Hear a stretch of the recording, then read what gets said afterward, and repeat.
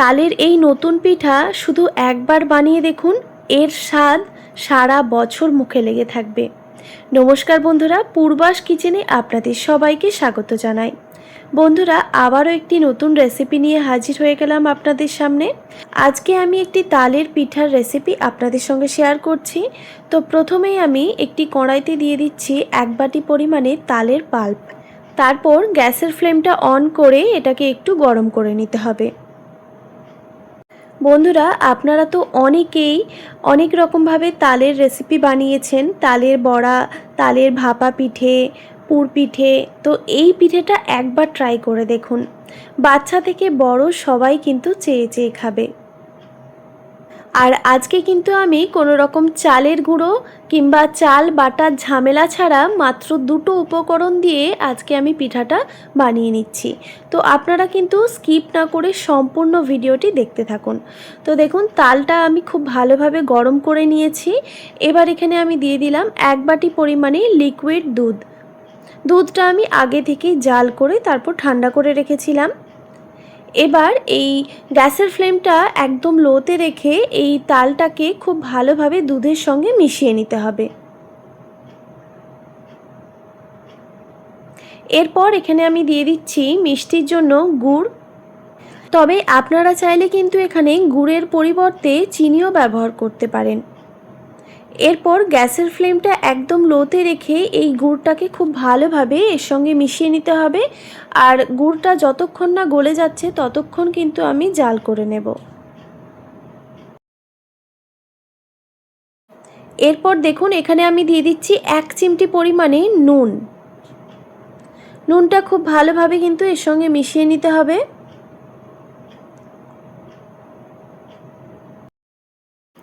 এরপর এখানে আমি দিয়ে দিচ্ছি 2 টেবিল চামচ পরিমাণে পাউডার দুধ। এতে পিঠার স্বাদটা কিন্তু দুর্দান্ত আসবে। এবার খুব ভালোভাবে মিক্স করে নিতে হবে উপকরণগুলো।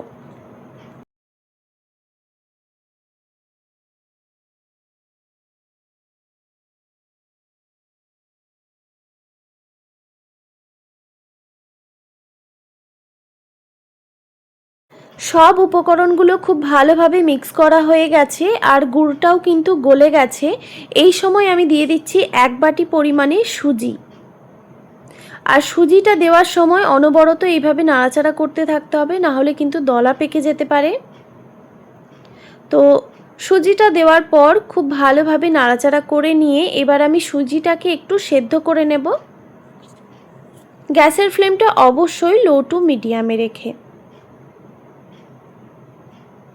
তো দেখুন বন্ধুরা, সুজিটা কিন্তু আমি প্রায় 5 মিনিট সময় নিয়ে সেদ্ধ করে নিয়েছি গ্যাসের ফ্লেমটা লো টু মিডিয়ামে রেখে। এবার আমি গ্যাসের ফ্লেমটা অফ করে এটিকে একটি প্লেটের মধ্যে তুলে নিচ্ছি।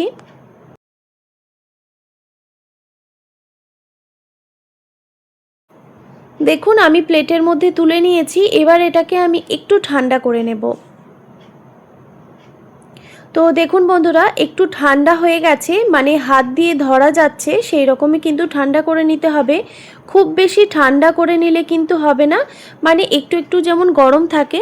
তো সেই সময় আমি দিয়ে দিচ্ছি 1/2 বাটি পরিমাণে ময়দা।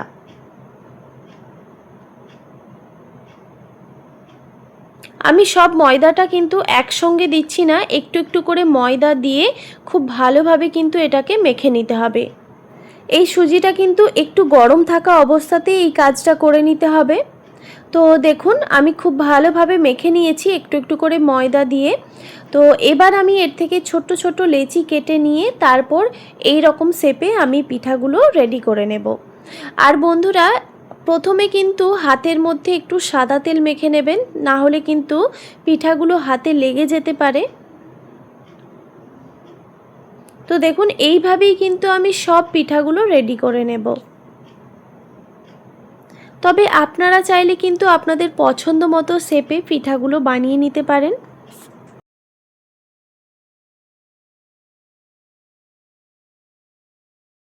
তো দেখুন, সব পিঠাগুলো কিন্তু আমি রেডি করে নিয়েছি।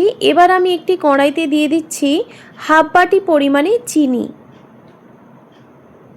এরপর ওই বাটির মাপ করে দিয়ে দিচ্ছি 1 বাটি পরিমাণে জল। এরপর এখানে দিয়ে দিচ্ছি 2টো এলাচ। আমি এলাচের মুখগুলো একটু ফাটিয়ে দিয়েছি। তারপর দিয়ে দিচ্ছি সামান্য পরিমাণে কেশর।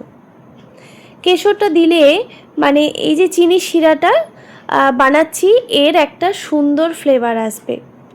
তারপর খুব ভালোভাবে নাড়াচাড়া করে নিয়ে চিনিটা যখন এরকম গলে যাবে তখন গ্যাসের ফ্লেমটা অফ করে চিনির শিরাটা একটু ঠান্ডা করে নেব। এরপর আমি একটি কড়াইতে দিয়ে দিচ্ছি, ননস্টিকের কড়াইতে পরিমাণ মতো সাদা তেল। এবার আমি এই পিঠাগুলো এই তেলের মধ্যে ভেজে নেব।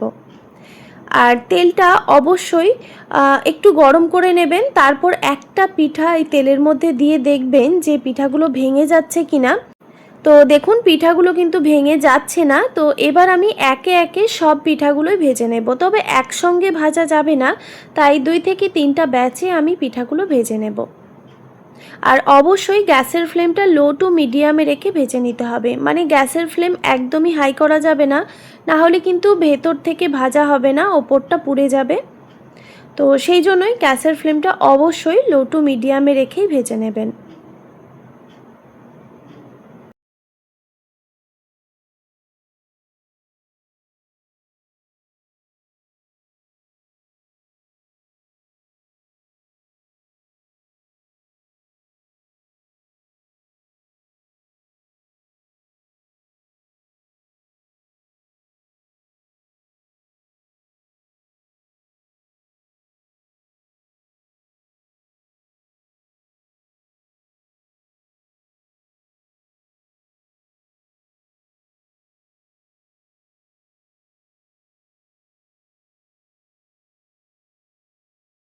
তো দেখুন গ্যাসের ফ্লেমটা লো টু মিডিয়ামে রেখে পিঠাগুলোকে আমি গোল্ডেন ব্রাউন কালার করে ভেজে নিয়েছি।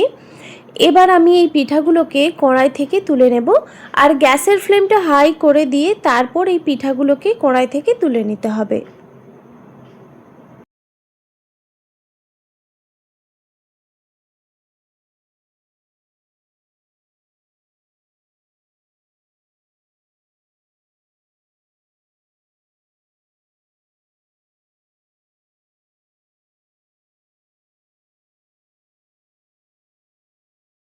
এবার একইভাবে আমি বাকি পিঠাগুলোও ভেজে নেব।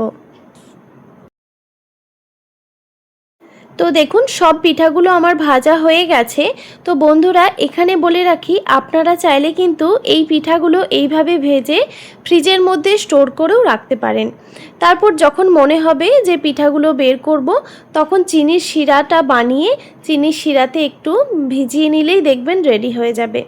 তো আমি কিন্তু সব পিঠাগুলোই চিনির শিরাতে দিয়ে দিলাম।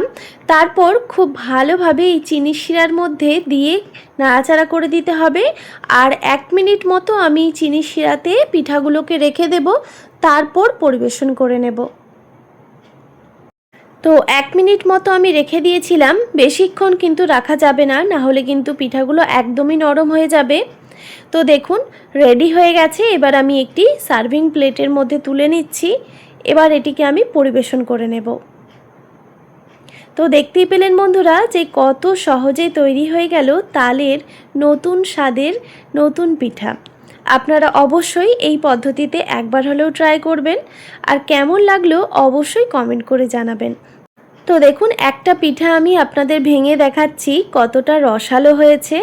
খেতে কিন্তু দারুণ মজার হয়, আপনারা অবশ্যই ট্রাই করবেন। আশা করি আজকের এই রেসিপি আপনাদের ভালো লেগেছে। ভালো লেগে থাকলে অবশ্যই একটি like, comment, share and subscribe করে দেবেন, আর পাশে থাকা বেল আইকনটিও প্রেস করে দেবেন। তাহলে নিত্য নতুন রান্নার ভিডিওগুলি আপনাদের কাছে পৌঁছবে। ভালো থাকবেন, সুস্থ থাকবেন। দেখা হচ্ছে নতুন কোনো রেসিপি নিয়ে। আর এতক্ষণ আমার সঙ্গে থাকার জন্য আপনাদের সবাইকে অনেক ধন্যবাদ।